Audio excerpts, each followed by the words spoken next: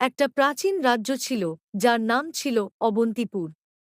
এই রাজ্য বহু প্রাচীন এবং ঐতিহাসিক ছিল, হাজার বছরের পুরানো ইতিহাসের সাক্ষী ছিল এই রাজ্য। অবন্তিপুরের রাজা, রাজা হরিশ্চন্দ্র, ছিলেন একজন সাহসী এবং ন্যায়পরায়ণ শাসক। তাঁর রাজত্বে সবাই সুখে শান্তিতে বাস করত। একদিন রাজ্যের প্রাচীন পুরোহিত একটি অশুভ ভবিষ্যদ্বাণী করলেন। তিনি জানালেন যে রাজ্যের উত্তর-পশ্চিম প্রান্তে অবস্থিত গভীর অরণ্যে বিভিন্ন ভয়ঙ্কর জীবজন্তুর আগমন হয়েছে।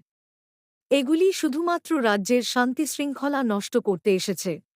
এই খবর শুনে রাজা হরিশ্চন্দ্র চিন্তিত হয়ে পড়লেন। তিনি রাজ্যবাসীকে আশ্বস্ত করে জানালেন যে তিনি নিজেই এই ভয়ঙ্কর জীবজন্তুর মোকাবিলা করবেন। রাজা তাঁর সেনাবাহিনীকে সাথে নিয়ে রওনা হলেন সেই ভয়ঙ্কর অরণ্যের দিকে।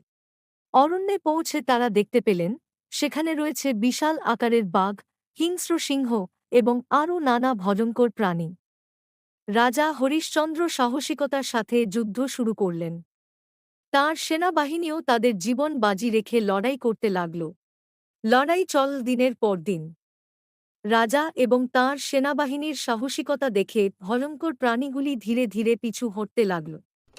শেষমেশ রাজা হরিশ্চন্দ্র এবং তাঁর সেনাবাহিনী অরণ্যের সমস্ত ভয়ঙ্কর প্রাণীকে পরাজিত করলেন এবং তাদের রাজ্য থেকে বিতাড়িত করলেন। অবন্তিপুরে ফিরে এসে রাজা হরিশ্চন্দ্রকে সম্মানিত করা হল।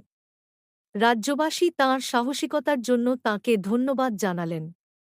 রাজা প্রতিজ্ঞা করলেন, যতদিন তিনি বেঁচে থাকবেন, তার রাজ্যকে কোনো অশুভ শক্তি আঘাত করতে পারবে না। এইভাবে রাজা হরিশ্চন্দ্রের সাহসিকতার গল্প রাজ্যে কিংবদন্তি হয়ে রইল। অবন্তিপুরে শান্তি ও সুখ সমৃদ্ধির যুগ ফিরে এল।